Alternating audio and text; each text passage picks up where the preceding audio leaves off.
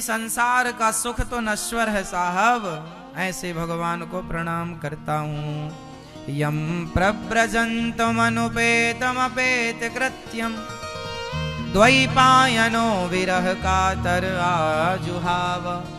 पुत्रेति तन्मयतया तर्वोऽभिनेदुस् तम सर्वभूत हृदयं मुनिमानतोऽस्मि। सुखदेव भगवान का जन्म हुआ और जन्म लेते ही निकल पड़े, संसार में उलझे नहीं। ऐसे सुखदेव भगवान को प्रणाम करते हैं। 88,000 संत विराजे हैं नैमिषारण्य में। सूत जी आए हैं और सूत जी महाराज ने कहा, सौनक आदि ऋषियों ने कहा, महाराज भक्ति ज्ञान विराग आप तो विवेको वर्धते महान, हमारा ज्ञान बढ़े हमारी भक्ति बढ़े, ऐसी कथा सुनाओ। सूत जी ने कहा, सुनो, मैं सारे शास्त्रों का सार सुनाता हूं। भागवत क्या है? 18 पुराण है ना, 18वां पुराण भागवत जी है। अच्छा, भागवत जी को लिखने वाले कौन है? 18वां पुराण किसने लिखे हैं?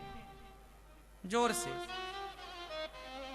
श्री वेद व्यास जी ने लिखे, लिखवाए गणेश जी से। बोलते गए व्यास जी, लेखनी गणेश जी के हाथ में थी। तो व्यास जी महाराज मूल रूप से उसके कर्ता धर्ता है। व्यास जी ने 18 पुराण लिखे, जिसमें 18वां पुराण भागवत जी है। 17 पुराण जब लिखे ना तो व्यास जी को शांति नहीं मिली। जब 18वां पुराण भागवत जी को लिखा तब शांति मिली। सूत जी बोले, मैं भागवत सुनाता हूं आपको। इसलिए राजा परीक्षित को जब 7 दिन में मरने का श्राप लगा। अच्छा, राजा परीक्षित को कितने दिन में मरने का श्राप लगा? 7 दिन में। किसने श्राप दिया था? श्रृंगी ऋषि ने। क्यों श्राप दिया था? क्योंकि समीक जी के गले में सांप मरा हुआ लपेट दिया था। किसके कारण श्राप मिला था? कलयुग। कलयुग कहां सवार हो गया था परीक्षित के? सिर पर। सिर पर क्यों सवार हुआ था? क्योंकि सोने की मुकुट थी। सोने की मुकुट में क्यों सवार हुआ? क्योंकि कलयुग सोने में भगवान कृष्ण का वास होता है और सोने में कलयुग का वास होता है। अब बताओ आप कि किस सोने में? सोना मतलब गोल्ड, गोल्ड मतलब सोना का मतलब केवल सोना नहीं मानो, सोना का मतलब चांदी भी मानो, रुपया पैसा धन से मतलब माना है। धन, धन में 2 लोगों का वास होता है। एक धन में श्री कृष्ण का वास होता है और एक धन में कलयुग का वास होता है। अब आप मुझे बताओ कि किस धन में कलयुग और किस धन में कृष्ण? आप बताओ, चश्मा वाली भैया। हाँ हाँ हाँ, जो मेहनत ईमानदारी से कमाया गया धन है उसमें तो कृष्ण का वास होगा, और जो बेईमानी से, गलत तरीके से, चोरी से, गलत तरीके से धन कमाया होगा उसमें कलयुग बैठेगा। और गलत तरीके से कमाए हुए धन में जब कलयुग बैठेगा तो वो कलयुग नाश कराएगा, सर्वनाश कराएगा। इसलिए धन में कितने लोगों का वास है? कितने लोगों का? 2। कौन कौन? कृष्ण और कलयुग।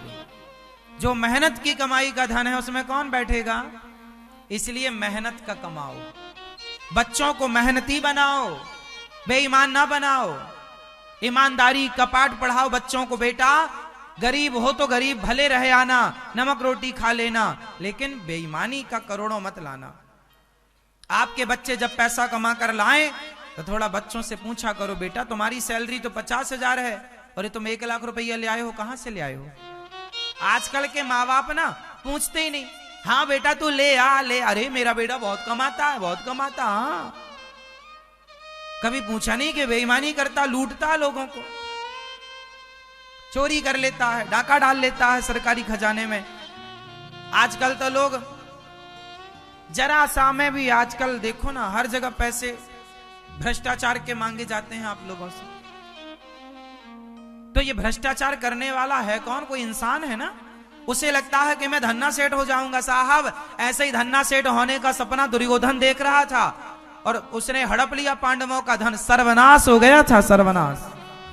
समझाओ अपनी औलादों को कि धन्ना सेठी के चक्कर में ये बेईमान ना हो, वरना पतन होगा, पतन।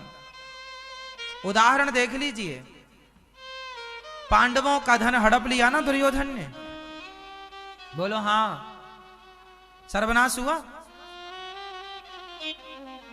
आप भी अपने भाई का धन हड़प लेंगे, आप भी अपने रिश्तेदारों का या पड़ोसियों का किसी भले आदमी की जमीन जायदाद हड़प लेंगे। वो भोला भाला है, सीधा साधा, तो हड़प लिया, कब्जा कर लिया, अपने नाम करा लिया। सब बेईमान है साहब, बेईमानी से बचना। जिसका खाओगे कुत्ता बनकर ही सही चुकाना पड़ेगा आपको।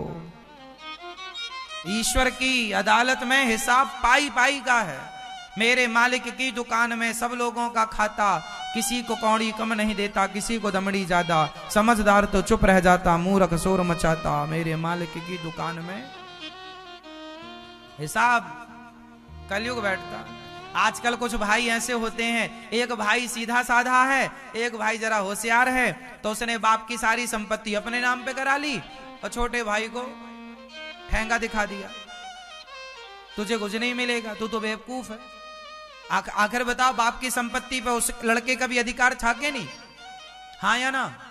लेकिन कुछ होशियार भाई लोग करा लेते हैं अपने नाम पर। ऐसा होता है कि नहीं? बाजार में होता है। अब उन्हें क्या लगता है कि हमने तो हड़प लिया। ना साहब, उसकी जो बद्दुआएं हैं, उसकी जो बद्दुआएं हैं वो आपका नाश करेंगी। किसी की बद्दुआएं मत लो। दुर्बल को न सताइए, जागी मोटी हाय। हाय मीन्स बद्दुआएं। बच्चों को हाय चंद्रमा पहनाते हैं कि नहीं? बच्चों को, छोटे छोटे बच्चों को क्या पहनाते हैं? हाय चंद्रमा। हाय मतलब किसी की हाय ना लग जाए, नजर ना लग जाए। हाँ बचो, किसी के साथ गलत ना करो। दुर्योधन को लग रहा था कि हम पांडवों का छीन लेंगे, क्या बिगड़ जाएगा। रावण को लग रहा था मैं तो पावरफुल हूं, राम की पत्नी को हर लूंगा, क्या बिगड़ जाएगा। ना साहब, गलत करोगे तो नाश नहीं होगा, सर्वनाश की व्यवस्था है।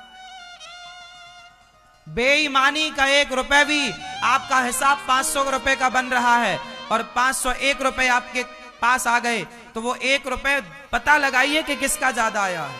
ये ईमानदारी है। वापिस दीजिए जिसका आया हो। वो 1 रुपए आप मत रखिए अपने पास, वो 1 रुपए आपके पूरे 500 रुपए को गंदा कर देगा। ईमानदारी का कमाओ, मेहनत करो, पसीना बहाओ, अपनी कमाई खाओ। हमें करोड़ों की संपत्ति नहीं चाहिए, हम तो अपनी कमाई का खाते हैं साहब। हम नमक रोटी खाएंगे, हमें 56 भोग नहीं खाना। और मेहनत की अपनी कमाई पर विश्वास कीजिए।